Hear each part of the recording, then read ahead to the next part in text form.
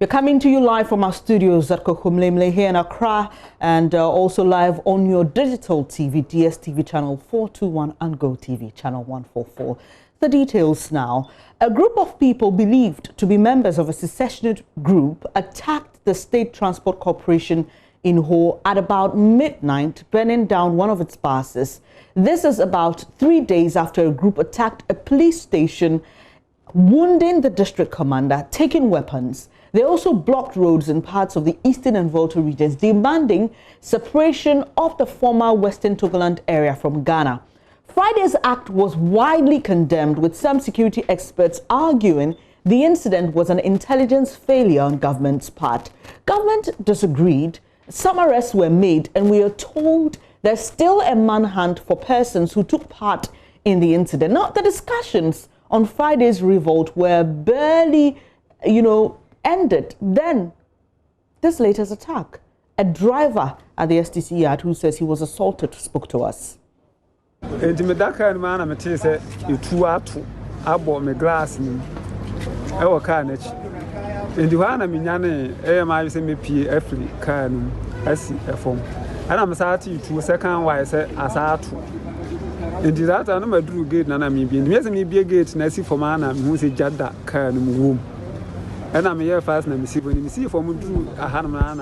I was sleeping in the bus when I heard a gunshot. The back window of the bus got broken. I woke up to check what was happening, then I heard another gunshot. Just when I stepped out of the bus to check, it caught fire. Suddenly, someone pointed a gun to my head and asked that I lie down. I knelt down and raised my hands, begging them not to kill me. I saw 2 men, but I think they were more than that. They went to the security man and demanded for the keys. Then they moved behind the yard. Then I fled.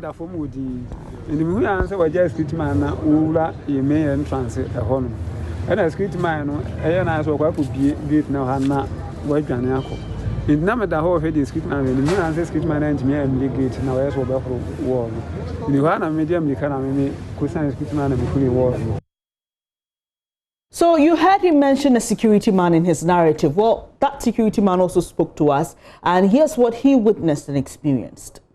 Because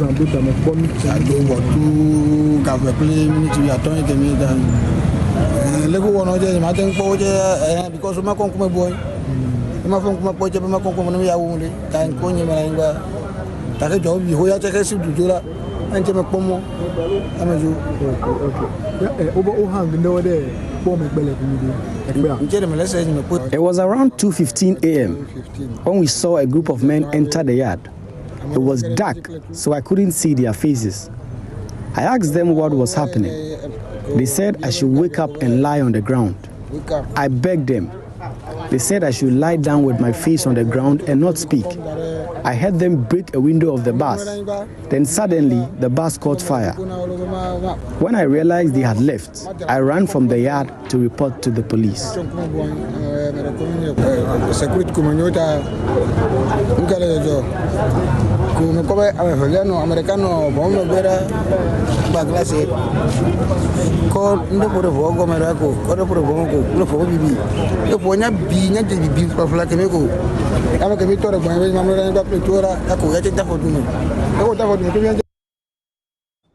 Let's cross over live to who now? Fred Kwame Asare.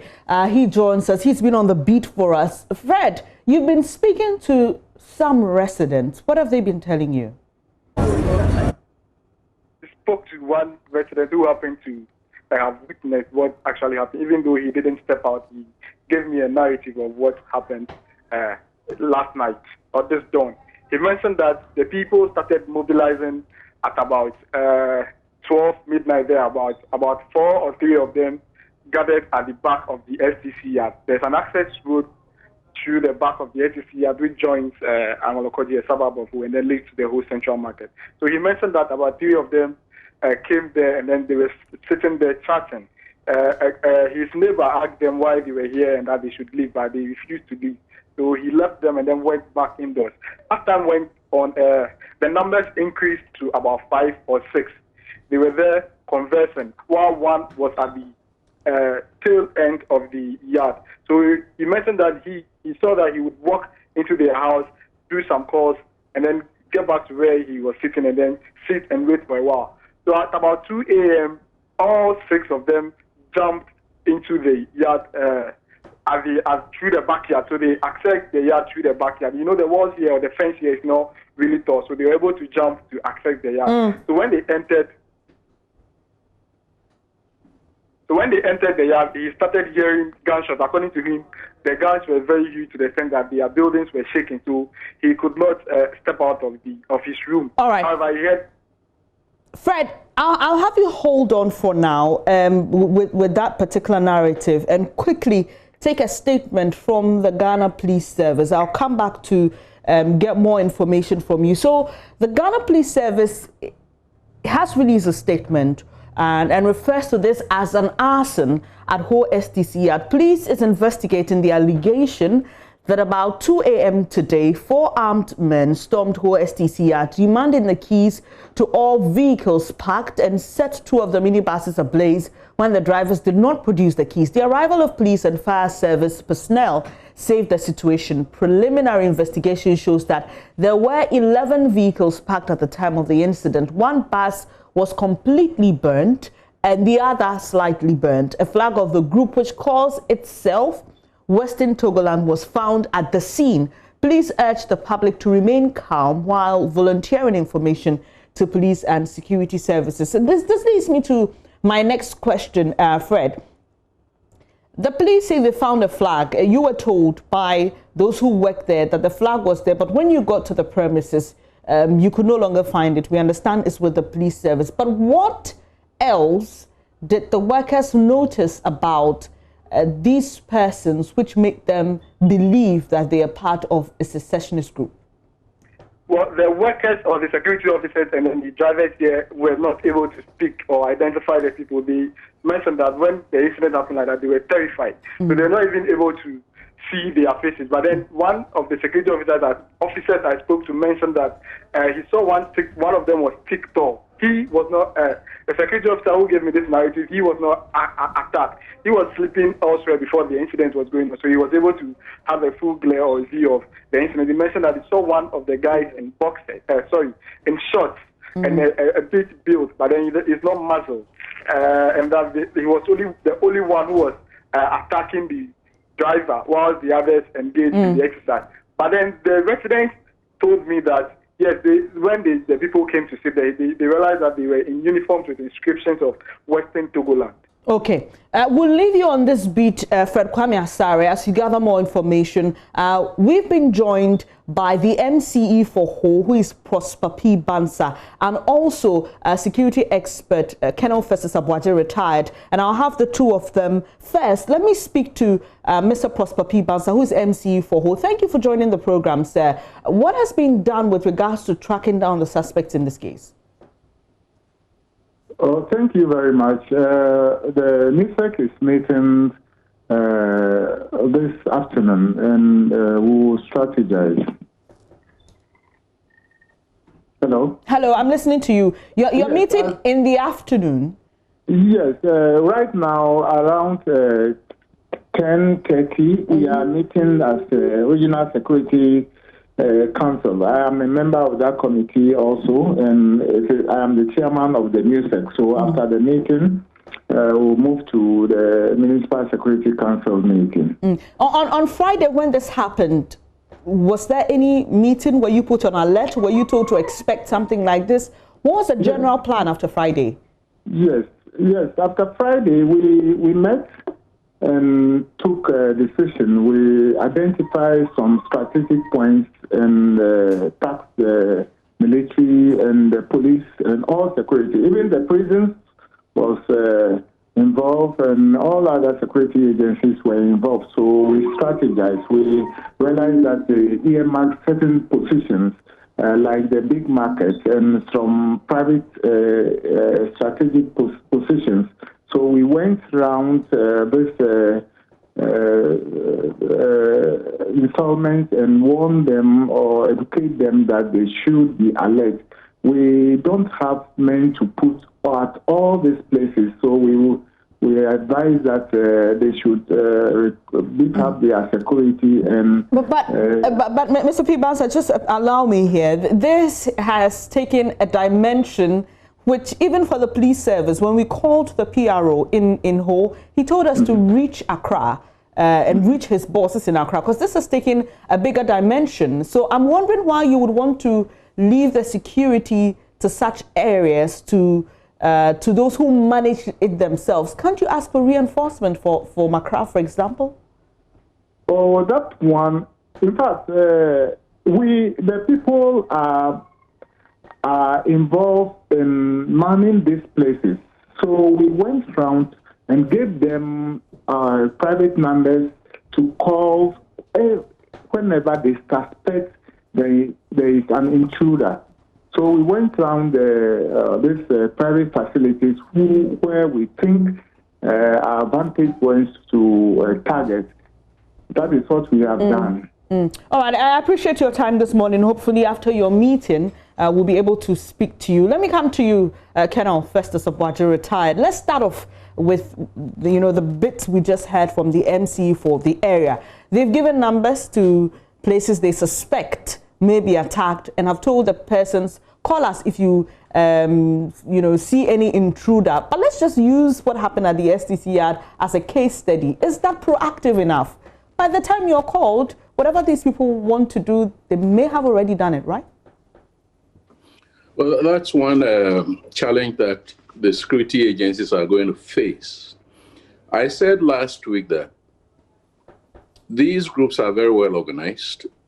They switched on, and it looks like they built in what we call counterintelligence.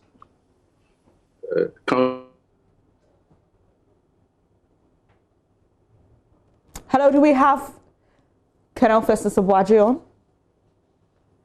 Well, too bad. We seem to have a challenge with his line there, but we're just taking his reactions to the submission by the whole MCE on what has been done since the first series, if I may put it, of revolt or protests by these persons believed to be part of a secessionist group. We are still trying to establish a good line with Colonel Festus Obwaje. But let me just tell you what's been happening today. And we are getting some specifics from the Ghana Police Service that about 2 a.m. this morning, persons believed to be part of a secessionist group attacked the bus terminal of the SDC in Ho and burnt 2 vehicles, one completely and the other partially. And we've spoken to our correspondent in the region. Residents are worried because this is some 3 days after Friday's incident. I'm grateful to have Colonel Festus Obwaje, retired, back on the line. Thank you, sir. So you were talking about the challenges the police is going to have in dealing with this. Yeah, I was trying to explain that there is something we call counterintelligence. Okay. In other words, these groups are not just going to carry out activities, but they're going to ensure that they have deployed certain mechanisms to make it difficult for the authorities to detect what they are planning. And that is why probably Friday and last night, the authorities were surprised, which is what it is.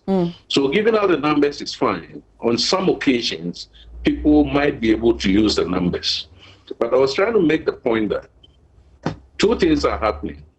One is that the groups or group are having a field day, moving wherever they want to conduct their activities. The other side of the equation is that there is no security presence, so they can move freely. Now, assuming that after Friday, we had urgently deployed the military into certain localities, like municipal centers and so on, and that they had established roadblocks and checkpoints, or had been combining these roadblocks and checkpoints with patrols, for instance. This group that attacked the STC station last night might not have found it very easy. Indeed, I heard you mention, or your narrator mention, the whole market, Central Market, which was in question last Friday. So until the security presence is beefed up, they will have the freedom of movement to conduct their activities. Colonel, but even if you deploy, hello? Yeah, please proceed. Yeah, even if you deploy the military alone, it may, or security forces, as I've tried to suggest, it may not work very well or effectively. We need intelligence beefing up. That is, to try and find information that can lead us to determine that this is what the group is planning. And we can then deploy appropriate measures, to stop those things from happening. Colonel, our discussions on Friday's incident are barely over. Then another one happens. Would you agree, in addition to the patrols and the military presence, with those who suggest that maybe we should be locking down some of these areas, a curfew or some sort of restricted movement so that we can help track and gather intelligence? Would that be far-fetched? All of that are mechanisms that can be used. If you do the operational analysis very well and you determine the negative aspects or impact that the curfew is going to have, especially in the run-up to elections, you'll be able to say, okay, for now, let's have checkpoints, let's have patrols, let's establish communication networks, some different means. But I keep mentioning intelligence. The intelligence around marketplaces, lorry parks, drinking bars, anywhere that, some individuals can. For instance, hospitals. If anybody was injured last Friday, they're likely to go to a hospital. There must be some intelligence presence at medical facilities to find out who has come in and why, if you like, they were injured. All of these bits and pieces of information could help. And of course, our good old mobile phones. The state should have, and I believe the state has, the capacity to listen into the conversations of certain individuals. But by linking those conversations amongst some members of the group, you may also get some intelligence. So intelligence, security, the announcement calling for calm, having the presence there to ensure, not to show, a show force, but to be close to the sources of these incidents, to make it difficult for the cells. And I'm mentioning cells because what may be happening now is that they're not going to come up in very large numbers, 100 of them. They're going to come up in small groups, 5 of them here, 10 of them there. And indeed, whilst we're focusing on the whole area, we need to be looking up north into OT to make sure that it doesn't spread there.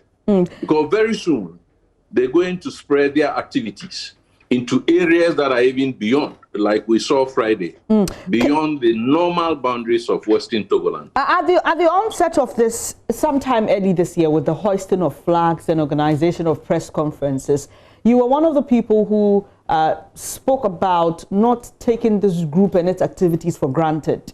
You understood the impact of those seemingly not too violent gestures and what they could mean. Now, there were some arrests. The leader of the group was picked up. We were told later that he was made to sign, some bonds, and because he's weak, and the notion was that really what could, a harmless old man be doing? And related to that also, the 31 persons who were picked up on Friday were in court yesterday, and there were some charges preferred against them. Some have said that is also weak. So from the angle of prosecution and from the angle of even dealing with the persons who have been picked up in relation to this, there seems not to be a clear signal that we're really going hard, at these people. Well, in this kind of discourse, you could have many perspectives. You could have a perspective of some people, like yesterday on PM Express, my good friend, Senior Counsel Martin Pebu, advocating for leniency, humane face, and that kind of stuff. Now, law is law, and violations of law is violations of law. So if there is a law which prohibits treason, including even the hoisting of a flag and declaring independence within the territory of Ghana, is a breach of the law. So the law must take its course. It doesn't mean that you're going to sentence people to death. But if you don't send out those signals or messages, and if you're going to ask people to sign bonds and to go back and be of good behavior, you are forgetting that they have high morale, they are highly motivated, they are committed to their cause, which is self-determination, secession, and independence. Now the Papavi factor. Papavi is not a full soldier. Papavi is the inspiration behind this movement. He's the old man who lived through it, what he claims were the atrocities. He is the one who has got the historical knowledge of how Western Togoland began and how it became part of Ghana, and why some of them, not him alone, some other intellectuals before him, thought that, no, we don't belong here. He has a lot to say to inspire the group. So his frailty is one thing. His strength of mind and his will may be a different thing. So we must not be confused about his frailty, walking with a walking stick to say, that, but what can this old man do? This old man will not carry sandbags to put on the road. He will not carry ties to put on the road and bend them. He will not attack the SDC. But he is the one who motivates the group to carry out whatever activities their structures have determined can help them to achieve their objective. Now, I would wish to suggest that all tools must be on the table. The legal tool must be used, the security tool must be used, the intelligence tool must be used, the socio-political, economic tools must be used. So we address the grievances that they have, some of which are socio-economic, some of which are human rights, some of which are political. But it doesn't mean that we neglect the others. And I also want to suggest that we should talk to them. I've been citing the example of Charles Taylor's Liberia. The ECOWAS strategy was to defeat Charles Taylor on the battlefield from August 1990 until sometime in 1995. That strategy failed or didn't work. So ECOWAS now decided to engage Charles Taylor and find a way forward that will ensure that there are free, fair elections. That was what worked. It might not have been perfect, but not to talk to your enemy. If you haven't got the nuclear bombs to wipe out that enemy, you are wasting time. So when you say talking to them, yes. What exactly do you mean when you say talk? Because this is something the Ghana Pentecostal and Charismatic Council is also asking for. So how do you even go about it? Because then it will almost be like you're entertaining them, or you want to give them what they're demanding. No, not at all. You see, we are now in the field of negotiation and mediation. We may not need to talk to them directly. We can find third parties to reach out to them, find out what their agenda is all about. But negotiation and mediation do not always and only seek to find solutions. Sometimes it's for purposes of communication. We need to understand them, the basis of, their struggle. We need to find out the legitimacy of their struggle. Whom do they represent? Then they also need to understand us as Ghana. So opening up communication channels helps us now to understand each other. What are their interests? What are our interests? What are their, let's call them issues in very broad terms. The whole range of issues they've articulated on their website, So talking to them is not a mistake. At least in our part of the world, West Africa, Africa, we talk to our opponents. And I've cited the example of Liberia. Ambazonia, in fact, in Cameroon, there are indications that the government of Cameroon, in spite of its strong-handedness or whatever, is talking to Ambazonia. The Nigerian government is talking to Boko Haram. Indeed, they have been talking to Boko Haram, but sometimes you get splits because you have this more aggressive hawkish element that doesn't, believe in, negotiation. Mali, it is happening. They're talking to the Tuaregs who declared independence of Azawad. They probably are talking to the terrorist elements, the Akims and the Islamic State in West Africa. They probably are talking to them. But it doesn't mean when you are talking, you stop short and don't deploy your military tools. So we must combine all of these. Now, all of these things must be articulated in a national strategy. And I want to say it once again that the leader of this country, the president, the commander-in-chief, must come out and tell Ghanaians what the country knows, what it is doing, and how it is going to go about address this issue. It is not sufficient over the last few days to have a Minister of Information talking, to have a regional minister talking. We've had a MUSEC chair talking, a police superintendent talking, and you don't get a national strategy.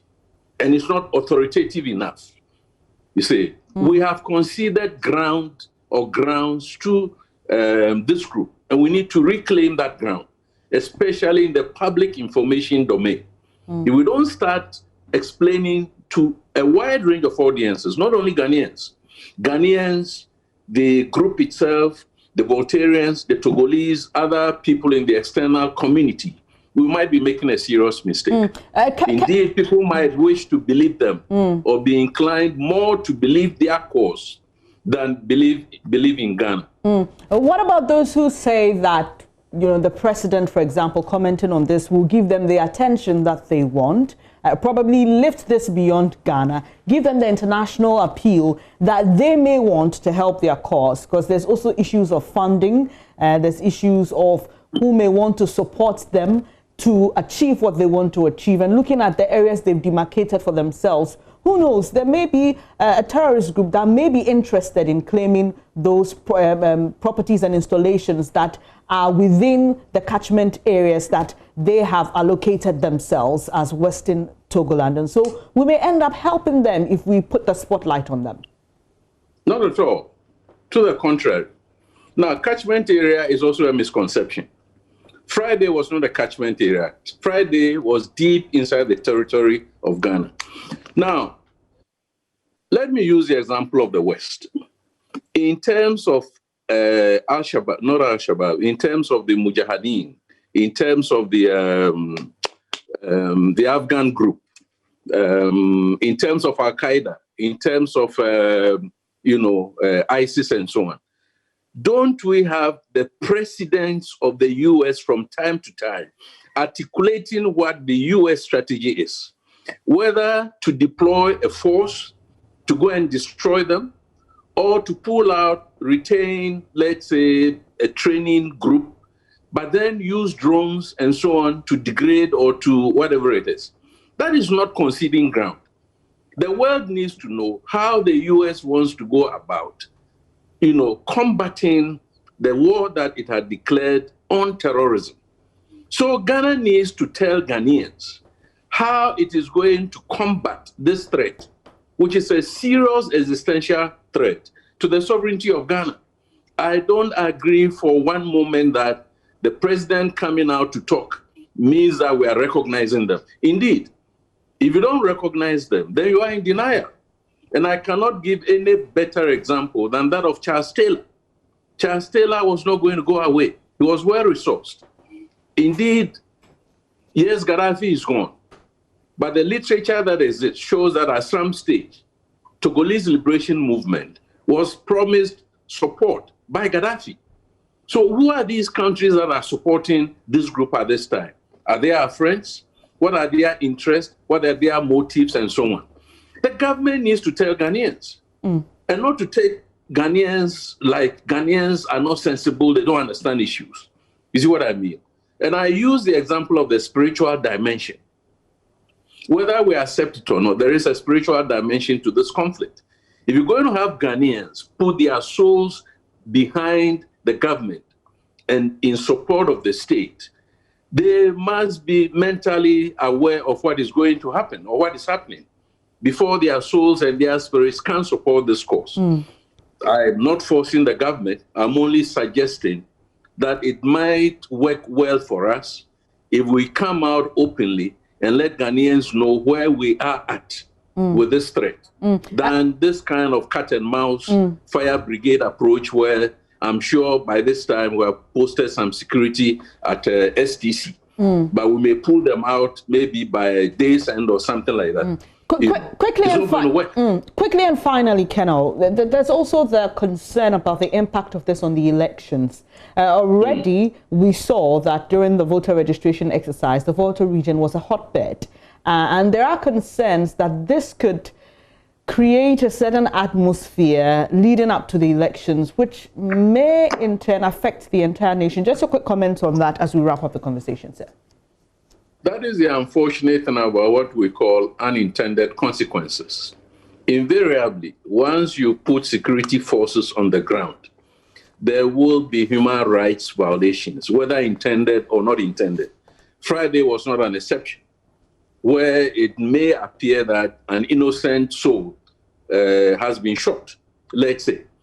So in the run-up to elections, and we have the registration exercise to guide us, once you deploy military forces, and maybe for lack of leadership, for lack of effective command and control, maybe to some extent, for some reasons of political interest, manipulating that deployment, you're going to have these troops intimidating the populace, making it impossible or unlikely for them to come out and vote. So it is one of the consequences that needs to be analyzed by the authorities. And that is why I'm suggesting that there are many ways of infesting the area with security presence. Simple checkpoints, simple roadblocks, simple patrols. Definitely vital installations now need to be commanded and controlled. Key installations, if there is a Bank of Ghana office somewhere there, it's a vital installation. The Pond Dam, for instance, is one. Any place that is likely to be targeted. And that is where the challenge is, because, look, they're looking for the PR benefit. You see, so STC now, by this time, the news is all out in the world that the group has attacked an STC. But what was the damage that they did? Very, very minimal. You see, but the impact on the perception, the psyche of Ghanaians, that we are not safe, that we can now be targeted willy-nilly by this group as and when they choose, you know. We need the strategy to be clearly defined before we articulate it. If we don't sit down and develop that coherent, comprehensive strategy, and we make it a kind of a touch and go, fire brigade, cat and mouse thing that I've tried to suggest, it's going to be a bit more difficult for us to contain this. I appreciate your time this morning. Colonel Festus Obwaji, retired, has been sharing his thoughts with us on the recent attack by a group of persons believed to be part of a secessionist group that wants separation from Ghana. We are following this keenly. In a related development, lawyer for the 31 persons arrested on Friday dawn in connection with the disturbances in the Volta and Eastern regions has been speaking to us. He says his clients are innocent of the charges slapped on them. The 31 suspects have been slapped with 5 charges. They relate to conspiracy to commit a crime, namely to attend meetings of a prohibited organization, to participate in the campaign of a prohibited organization, and rioting with weapons. Lawyer for the accused, Theophilus Donko, in an interview with Evans Mensah on PM Express, said his clients have no connection with the separatist group.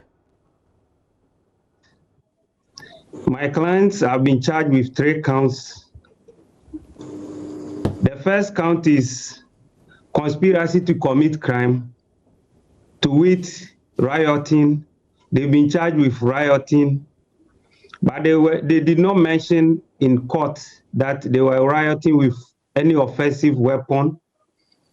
They were also charged with unlawful assembly. I must also state that none of the 31 persons that were arrested on Friday, no weapon, no offensive weapon nothing whatsoever was found on them.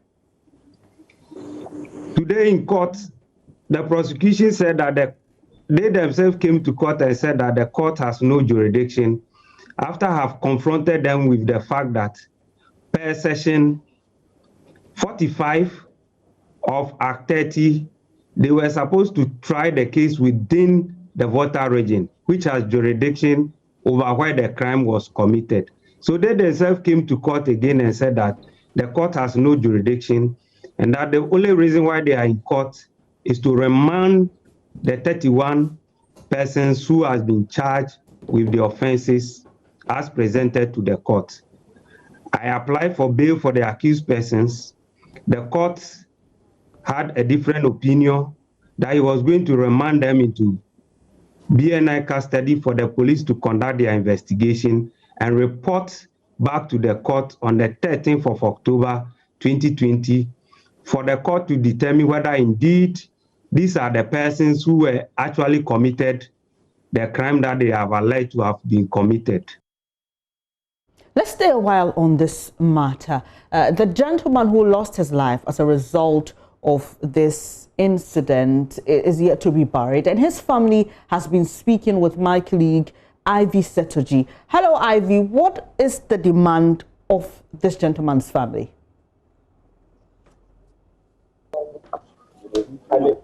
Hello, Benny. So the family of this gentleman are saying that they want justice to be done. They are also asking the MP for the area, Samuel Blackpool Project, to intervene with the police because there are some rituals that is to be performed before the son is buried.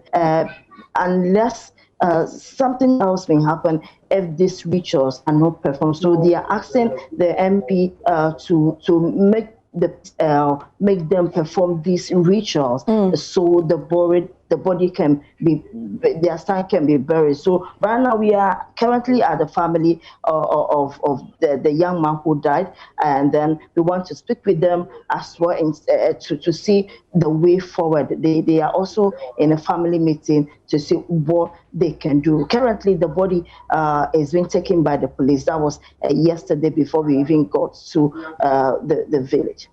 So Ivy, help us understand this. They want the body to perform some rituals. Is it that the police will not hand over the body when they want it, or the police is not going to hand over the body to them at all before it's buried? I just want to help us reconcile that. Yes, happening here is yesterday. What the family plan we were told was maybe immediately bury the body after performing some rituals. But the police, according to residents, had different views. They needed to take the body for security reasons. So even though they dug the hole for that purpose, the police took the body away. Now, what they want is for the police to allow them perform some rituals, probably take the body and perform some rituals. And when that is done, the police can take up or take over the body again and then release the body to them after the police is done with their investigation. So right now, they want the body so that they can perform some rituals and they can sit as a family and plan on what to do next. All right. Thank you very much, Ivy Setoji. We'll leave it here. Hopefully you'll get more from the family after that meeting. Now, on the campaign trail, this is your election headquarters, and we bring you all you need to know about what's happening with regards to the elections. Well, former President John Dramani Mahama, who is the flag bearer of the NDC, has been speaking about the activities of this group believed to want separation from Ghana. He said this during an interaction with chiefs in Jinji in the Brekum East constituency. Listen to this. Nanuya Volta region and Krofo Humbi Abesisi Akwan say Volta region eho eyomodia enti omo beje fahudie na Ghana asase enyina eye Ghana asase. Ghana is a sovereign republic. Nobody can claim a part of Ghana.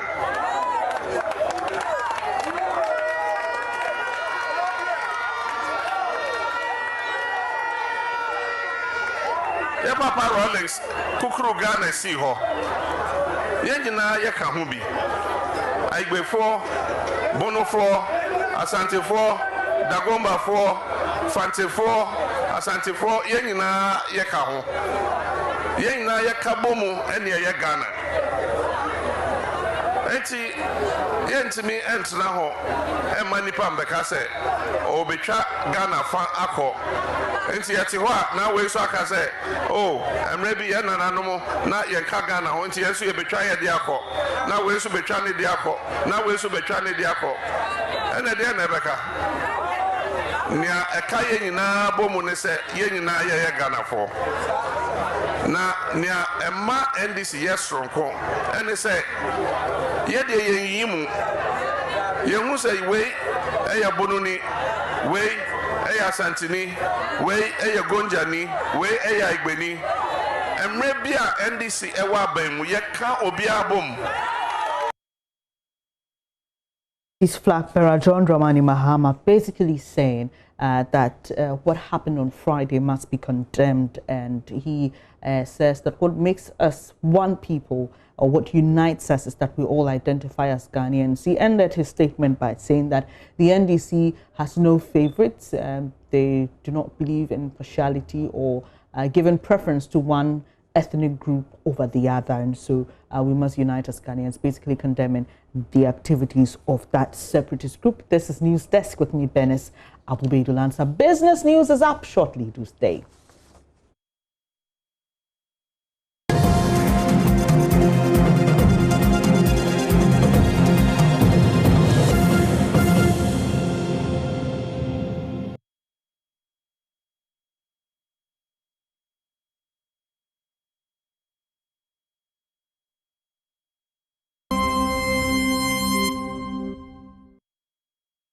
Hello, good morning. Welcome to Business. My name is Darryl Kwao. Constrained by financial challenges and expansion fatigue, Dako Farms, once the largest producer of day-old chicks in West Africa, has now been revitalized under the government's One District, One Factory program with a capital injection of 22 million cedis from the Ghana Exim Bank. Charles Aite has more in this report.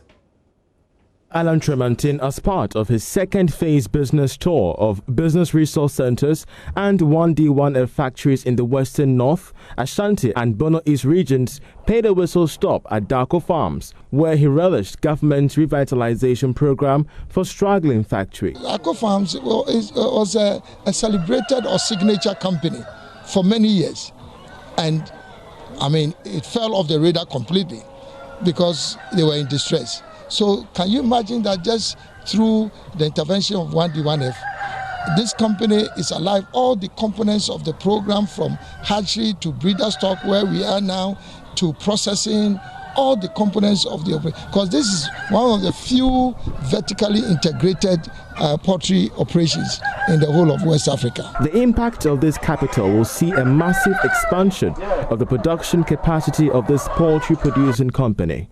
The managing director of Dako Farms, Samuel Dako, is confident that the production capacity will shoot up by nearly half, from 4 million day-old chicks a year to 7 million when the new equipment is installed. For some time now, we were off the radar, and all the infrastructure was available. The infrastructure, which was built since 1967, was still there. We have the farmhouses, we have the hatchery house, we have the processing house, we have all those facilities were there. But the advantage that we had was we didn't need to go and buy land, we didn't need to go and put in new structures. We just needed a little bit of finance and to bring in new equipment and to augment the production, and that is what has happened, and that's what that's the impact that is made to us. In 2018, Ghana imported over 500,000 broiler day-old chicks and 7 million layer day-old chicks. Currently, there is limited regulation on local hatcheries. The government of Ghana is yet to pass into law a hatchery bill, which will ensure that quality day-old chicks are produced from domestic hatcheries. So far, 18 million cedis of the injected capital has been disbursed for the revitalization of Darko farms, with the remaining 4 million cedis expected to be rolled out in months' time.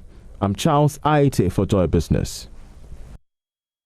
Some agric news still. The Crops Research Institute of the Council for Scientific and Industrial Research is assuring of constant supply of planting materials and the government's modernizing agric program. There's more in this report from Kumasi. The Institute is involved in the implementation of various research, technology and dissemination projects to help realize objectives of the Modernizing Agriculture in Ghana program. It's expected 15 tons each of cereals and legumes, 60 hectares of quality declared cassava planting materials, and 5 hectares of sweet potato vines will be produced to support Planting for Food and Jobs program. It will also enhance production and supply of cassava planting materials and sweet potato vines for the development of certified seeds by seed producers. For the past 3 years, the Institute has been producing foundation seeds for farmers.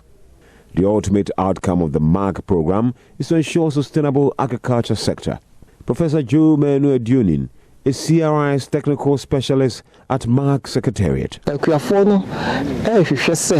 Crop research ebema ono enuaba eye ewo ebro emu soybean ene banchi omo ebedua wo omfom no infitiate no na planting for food no saa no baye nan yi ena aban no ka se yenye nanso so no emre kwa animu no aban pese yedi no baye aka no nyina aka ho se ode banchi emu ene soybean ena eburo no eto nchen a yesan edua sweet potato abodwuma ene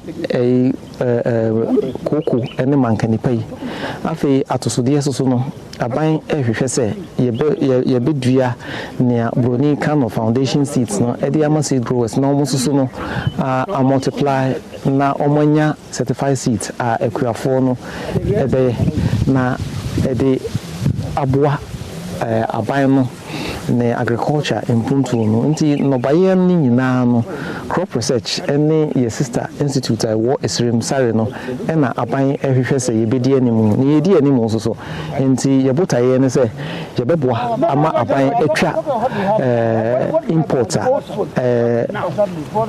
eduade a aban kra efiri amanone eba ha no se de ebe ya yebenya sika no ede aboa yakuafo ne woni a sesamu de aye no eniema foforo nti we na aban hwehwe efiri crop research ene yen yanumu akano.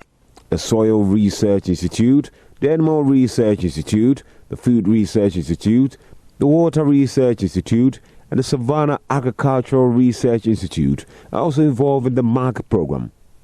Reporting for Joy News, Kwesi Deborah. That's it for business. Sports is up next.